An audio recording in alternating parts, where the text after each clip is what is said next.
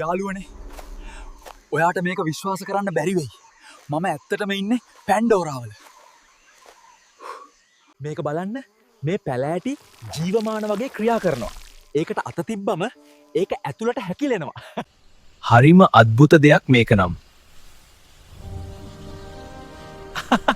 මේක හිතාගන්න බැරි දෙයක්. මේ කන්දු එත්තටම ආසේ පාවෙනවා. මේ වතුර හරිම සීතලයි. මම හිතන්නේ මේ තමයි විශ්වයේ තියෙන පිරිසිදුම වතුර. මේ වතුරවල පාටත් හරිම ලස්සනයි.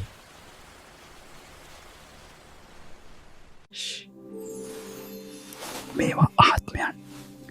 මේවා ඔයාගේ ඇඟේ නැක්කොත් ඒ කියන්නේ වාසනාව. දැන් කළුවර වැටෙනවා. ඇත්ත මායාව වෙන්නේ රැයට තමයි. ඒත් මට ටිකක් බයයි. මේක හීනයක් වගේ. හැම ගහක්ම හැම කොළයක්ම දිදුලනවා වගේ එළිය වෙනවා. ඒවා මේ ග්‍රහලෝකයේ අයිතිකරුවන්. නිශ්ශබ්ද විය යුතුයි. ඔවුන් අපිව අල්ලගත්තොත් ඒක ඉවරයි. දුවන්න! දුවන්න! මොනවා හරි මාව එලවනවා. අම්මෝ! මම පියාඹනවා. මේක තමයි මගේ ජීවිතේ හොඳම දවස. ඔයාට ඒ යෝධ ග්‍රහලෝකය පේනවද? මම මීට කලින් මෙවැනි අලංකාරයක් දැකලා නැහැ. මම ආපහු යනවා යාළුවනේ.